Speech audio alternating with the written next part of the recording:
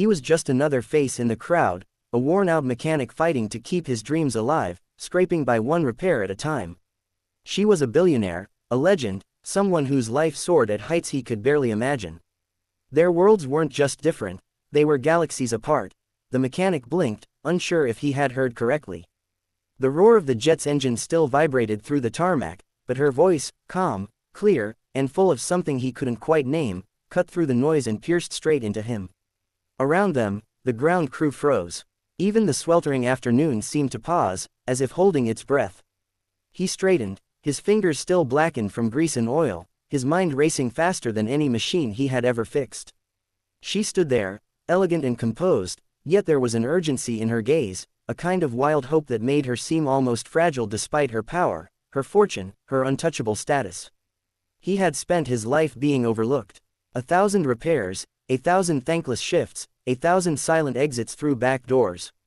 Never had anyone, especially not someone like her, looked at him as if he were more than the dirt on his boots or the sweat staining his collar. The proposal hung in the heavy, sun-drenched air, daring him to believe that this was real. Somewhere in the distance, a plane took off, its engine screaming into the blue expanse. But all he could focus on was her, standing there with her heart bared more nakedly than the gleaming jewelry around her wrist. Every instinct screamed at him to doubt, to run, to believe it was some cruel joke, some misunderstanding. But there was no laughter.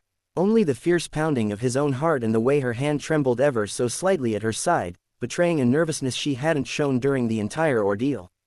She stepped closer, and he caught the scent of expensive perfume mingled with the metallic tang of the airfield. His stomach twisted into knots. Was this really happening? Could a life built on broken things and forgotten dreams suddenly veer into something beautiful, something terrifyingly whole? Without thinking, he glanced down at himself, at the dirt under his nails, the rip in his sleeve, the scuffed steel-toe boots that had walked him through years of disappointment.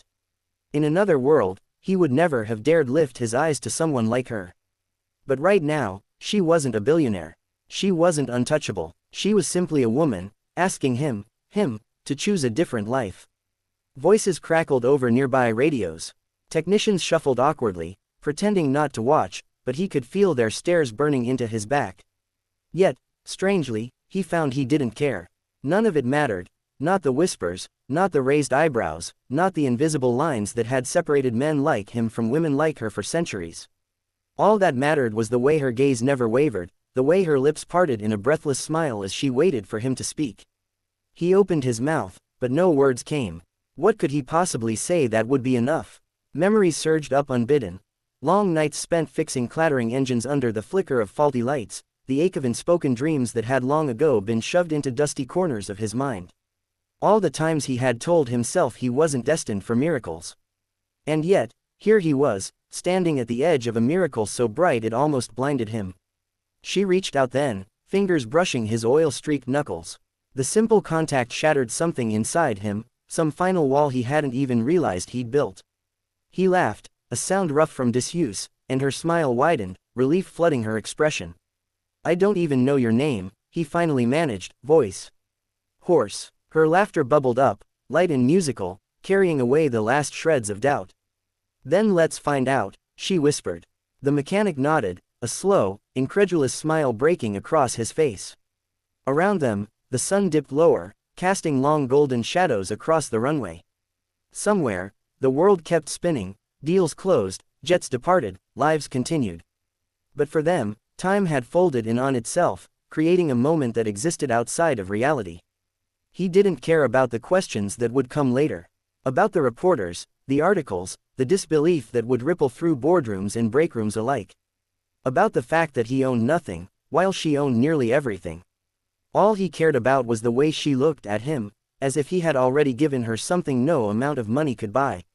Hand in hand, they turned toward the waiting horizon, two souls stitched together by a broken engine, a twist of fate, and the crazy, beautiful hope that sometimes the most extraordinary love stories are written not with grand gestures or perfect plans, but with greasy hands, stubborn hearts, and the courage to believe that anything is possible. The tarmac around them shimmered in the dying light, the lingering heat rising in soft, wavering waves. Mechanics, pilots, and staff watched in stunned silence, some blinking back disbelief, others exchanging wide-eyed, knowing smiles.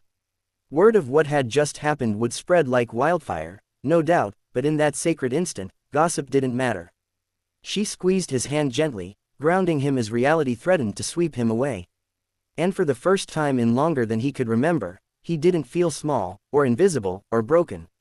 He felt seen, needed, loved. Without hesitation, they started walking toward her private car, the sleek vehicle gleaming nearby like a promise. He could almost hear the whispers already forming behind them, the poor mechanic and the queen of the skies. A fairy tale if there ever was one. But this wasn't a fairy tale. It was raw, imperfect, messy, and breathtakingly real. As they neared the car, she turned toward him again, her face serious now, her eyes searching his. "Still sure?" she asked softly, a tremor of vulnerability hidden beneath the confident facade. He grinned, surprising even himself with how certain he suddenly felt. "You haven't seen what I can fix yet," he said with a wink.